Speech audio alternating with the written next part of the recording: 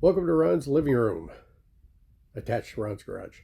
Hey, so it's Friday the 9th, January, and I wanted to do a little sharing today on a very well-known instrument, trombone instrument, that most of us should be very familiar with, and that is the Olds Ambassador. Now, Olds has been making the Ambassador since the 1940s, all the way up until, Olds' demise in 1979. And I would dare to bet that it might be one of the most sold student level horns that was ever produced in America between those years, because they're all over the place. You go everywhere and find them. You can find them in Goodwill, you can find them on eBay, garage sales, pawn shops. So there's this thing called the law of supply and demand. When there's a lot of supply, oftentimes prices are low and there's relatively low demand. And when demand is high, then there's what they call scarcity, and that increases the prices. Well, you can find these Olds Ambassadors practically for a song.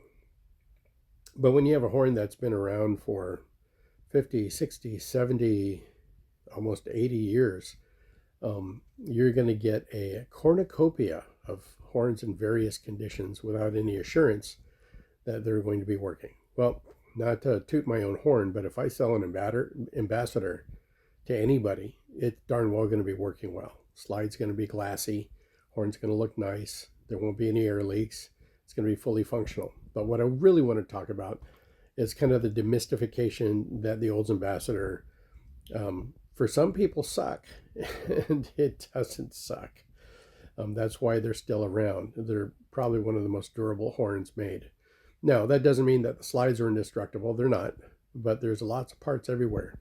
And the slide that the Olds Ambassador used was that dual bore 485 500 dual bore inner tubes and outer tubes that were used on all the Olds tenors, starting with the Ambassador, the Special, even the Standard, the Studio, and the Super. Once you jump up to the recording, then it's a larger dual bore from there. When you jump up to the operas, then they're a single bore 547 or 553, somewhere in there, 551, 2 or 3. I have to double check.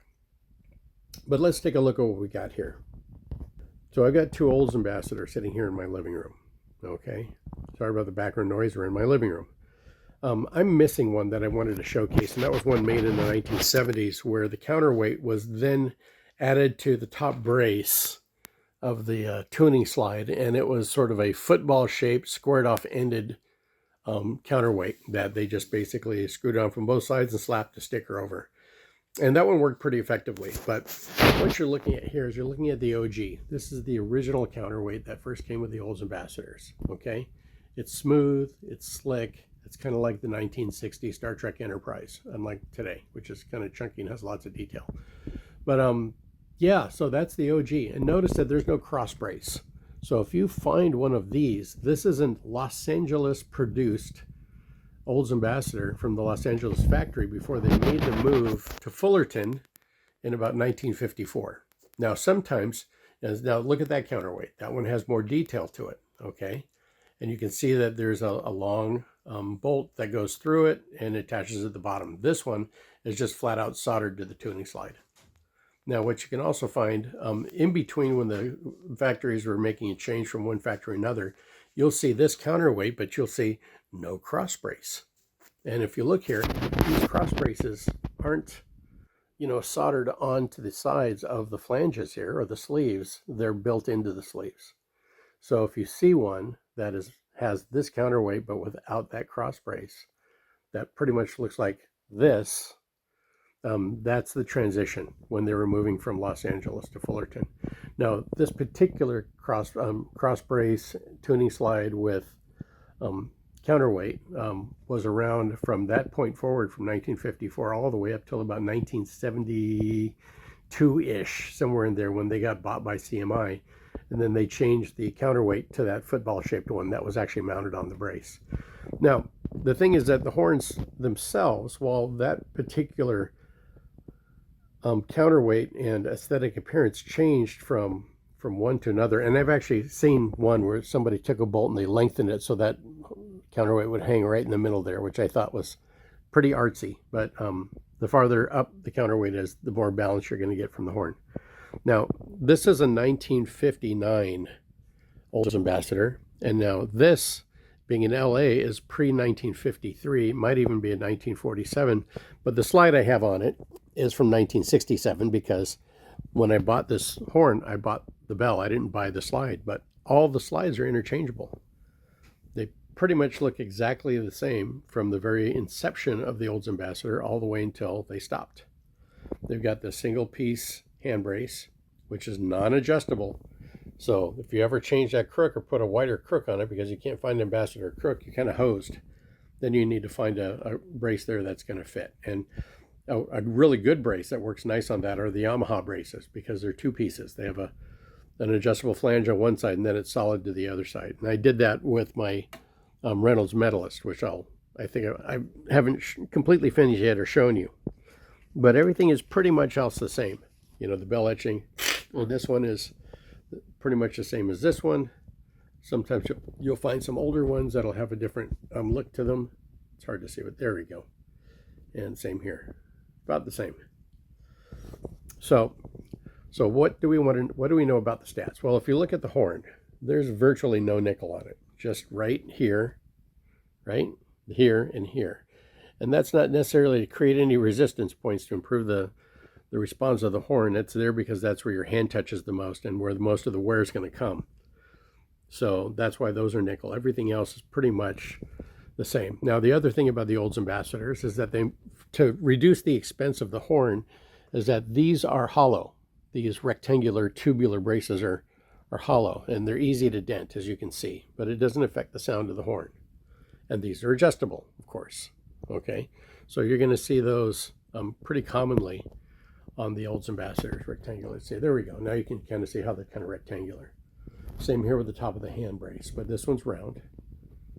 Okay, now I've read where some people say, well, that horn was so dang heavy. I'm thinking, well, if you're in 7th grade, everything's going to feel heavy. So let's explore the weights of these horns. I took some measurements, so let's talk about this. So on the right is the 1950s Olds Ambassador. Okay, the outer slide, just the outer part, is 7.3 ounces, which is considered pretty light for an outer slide. Okay, now on the 1958 Olds Ambassador, it's 7.1 ounces. So we're talking about, like, 0.2 difference. So I don't know if that's because I think it's 10 ounces to a pound. No, 16 ounces to a pound. So I'm not sure what fraction the 0.1 and the 0.2 is, because math wasn't my strong suit.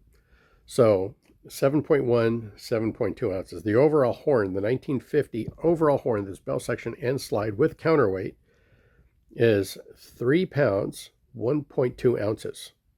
Okay. The 58 Ambassador is 3 pounds, 0.4 ounces. So basically it's about an ounce lighter. The newer horn is about an ounce lighter. Now, is that significant? Not necessarily in terms of the overall weight, but they're pretty close.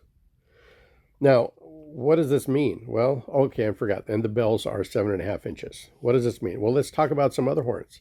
Right now, one of the most popular student horns on the market is the Yamaha YSL 354 or the Yamaha 2000 AD. Same horn, just different case. Okay, or the Yamaha 352. These are all different versions of the Yamaha, but the outer slide on the Yamaha 354 is 7.7 ounces, so it's heavier than the Olds.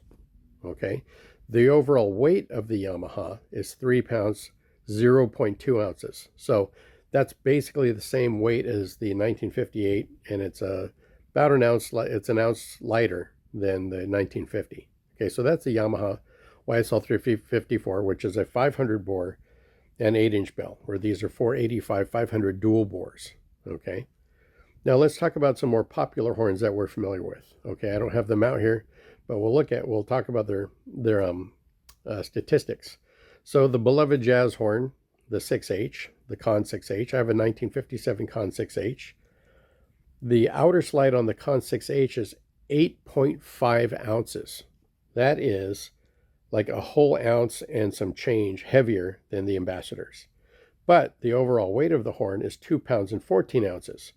So we're only talking maybe 3 ounces lighter than the whole ambassador, because the bell section's lighter. Again, another Con 6H is a 500 bore, 8-inch bell. Let's talk about the 1965 King 3B Silversonic, which I have over here. It's in the case. The Silversonic outer slide is 7.1 ounces. It's the exact same weight as the 58 Olds Ambassadors. Okay. The overall weight of the Silversonic is 2 pounds, 14.7 ounces. So it's 0.7 ounces heavier than the 6H, but basically less than 2 ounces lighter than the Ambassadors. Now we'll move on to the Box Stradivarius Model 16, which again I have over there in one of those cases. And the Box Stradivarius Model 16 is, the outer slide is 7 ounces. So amongst all the slides that I've measured, it's the lightest by 0.1, because it's virtually the same weight as the 58 Ambassador outer slide. Now the overall weight of the Model 16 is 2 pounds, 14.7 ounces, which is exactly the same weight as the King 3B Silversonic. Now that's a dual bore. It's a 495/509 dual bore on the Model 16. And then last one that I measured was my 1983 Rose Brass King 2B. I don't know that that's a jigs model, but both bores on that are 491. It's not a dual bore. And the outer slide on the King 2B, right, the smallest of the horns, is 8.8 ounces, which is like almost an ounce and a half heavier than the Silversonic, which is kind of bizarre. And it's a 2B. It's a 1983, though. So the overall weight, though, of the 2B is 2 pounds, 10.4 ounces. So amongst all these, it's the lightest horn, but with the heaviest slide. And that's also dual bore. That's a 491 dual bore at 7 3/8 inches for the bell diameter. So there's the stats right there. Here, I'm going to put this way so you can screen capture it if you want to, but there's all the statistics on those horns. So the Ambassadors aren't any heavier than any of the most popular trombones used in jazz. So that should make you feel a little more assured that if you buy one of these, you've got a horn with good dimensions. Okay, and if you notice, the bell flare is the same bell flare they used on the Special, the Studio, and maybe the Super. I'm not sure, but the Super has a tone crans around the edge of the bell, and that's just to back off some of the sizzle. But these horns sizzle. Okay, so in the next segment of this that I want to share in terms of demystifying the Olds Ambassador as a junkie student horn is we're going to go into my garage and we're going to test these horns out and how they sound on 6 different mouthpieces. And I'm not going to play anything lengthy. It's going to go by pretty quick, but it's going to go from large to small. And I'll explain to you what each of these mouthpieces are and what they do to the sound. And hopefully at the conclusion of this video, you may be encouraged to pick up an Olds Ambassador as an additional horn in your collection for either home practice or whatever you want to do, student horn or outdoor music, because it's great for the outdoors. It cuts real nice with the right mouthpiece on it. Okay, hang tight. I'll be right back.